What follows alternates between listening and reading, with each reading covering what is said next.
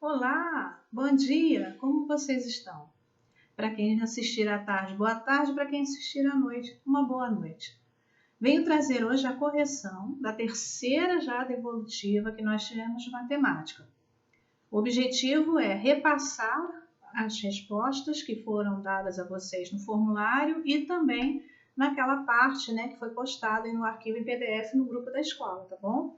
Então eu vou explicando para vocês poderem ter uma ideia. Então, vamos ser bem objetivos.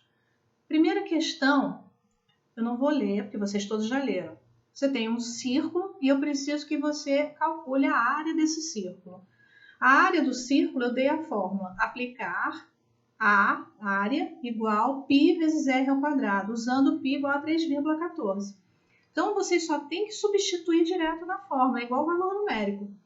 Vocês substituem o π por 3,14, multiplica por 10 ao quadrado. Por que 10 ao quadrado? Porque é o raio que mede 10 centímetros. Então, primeiro a gente calcula a potência, 10 vezes 10, 100.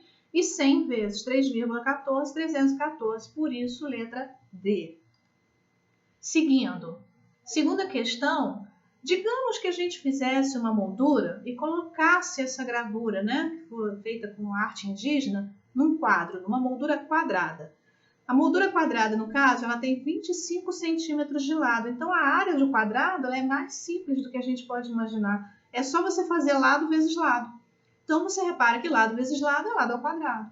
Portanto, 25 ao quadrado é 25 vezes 25, 625. Portanto, letra C. Terceira questão. Terceira questão, eu pedi que vocês determinassem a área daquele triângulo. Reparem que a base dele, onde eu estou passando agora o cursor, é 8 centímetros, e a altura sempre tem que ser perpendicular, quer dizer, fazer 90 graus. Neste caso, a altura dele, o ponto mais alto dele até a base, são 6 centímetros. Não esqueçam que tem que sempre ser uma linha reta, fazendo 90 graus. Aquele quadradinho ali é 90 graus. Então, para achar a área, é só usar a fórmula o quê? Base vezes altura sobre 2. Portanto, seria 8 vezes 6, que dá 48, e 48 dividido para 2, 24. Letra B.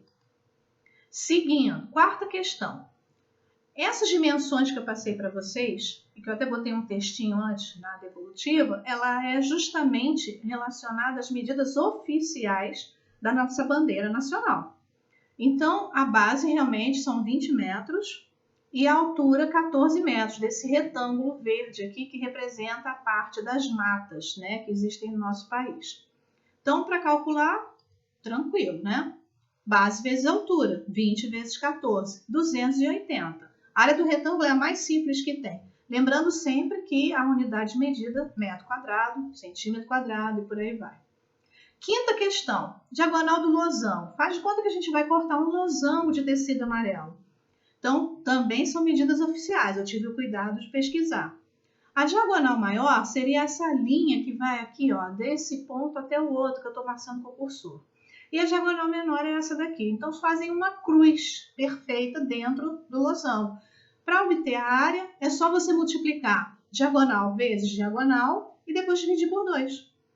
Então, seria 16,6 vezes 10,6, medidas oficiais, dividido por 2. Isso vai dar 87,98, que foi a letra D. Sexta questão foi só para relembrar a notação científica, Então, vocês reparem que a luz consegue percorrer 300 mil quilômetros em 1 segundo. Você piscou, ela já andou 300 mil quilômetros. Então, a resposta, 3 vezes 10 à quinta, estava na cara, 5 zeros. Continuando, sétima questão. Agora é a dimensão do vírus, que é uma medida microscópica em milímetros. Então, 0,0008 é 8 vezes 10 a menos 4. Vocês reparem que tinha a letra A muito parecida, Mas foi de propósito. É só para você relembrar o seguinte. Sempre que for número decimal, a notação científica vai precisar que o expoente do 10 fique negativo, tá ok?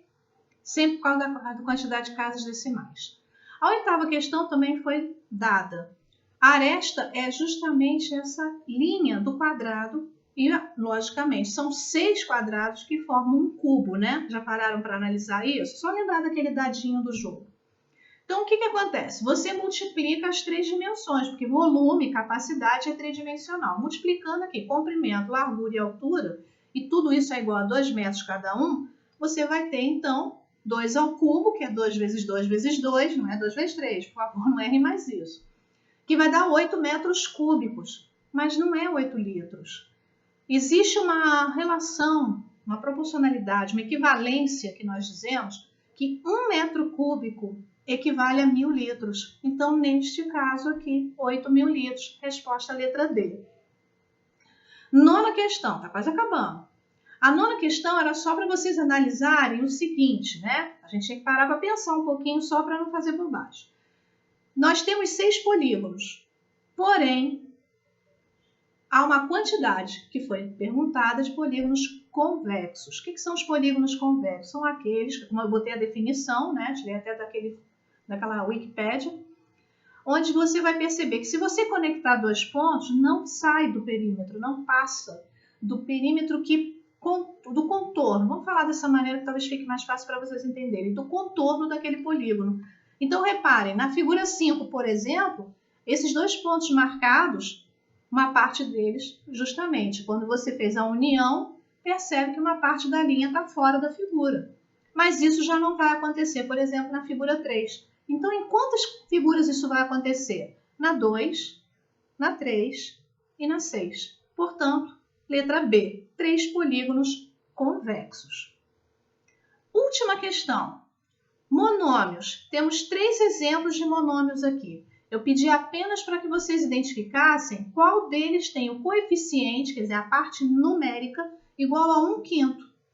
Não estava difícil, não. Reparem que aqui na letra C, e por isso é a letra C também, nós temos mn sobre 5. Esse sobre 5 já está dando a dica de fração. E mn, apesar de ser a parte literal aparentemente estar sozinha, né, solitária aqui, ela tem um coeficiente aqui na frente, aquele famoso 1 invisível. Então, se você tem 1 em cima e 5 embaixo, fração 1/5. Bom, terminamos, né? Que bom, acabou a correção, chegou ao fim. Fico feliz pelas participações, é algo que me deixa feliz quando eu vejo vocês perguntando, se interessando, né? E participando das aulas e na entrega das devolutivas. E vamos continuar em frente, tá? Projeto do folclore terminando, nós teremos um novo projeto. E aí fica essa pergunta para vocês. O que te deixa feliz? Vamos pensar que coisinhas às vezes acontecem na vida da gente que a gente em outros momentos não perceberia e que hoje em dia a gente pode afirmar, caramba, isso me deixa feliz. Vamos pensar nisso um pouco? Porque a gente precisa espalhar bons pensamentos, estamos precisando renovar, melhorar, fortalecer o nosso emocional, não é verdade? Então, fiquem bem, com saúde, se cuidem e até a próxima.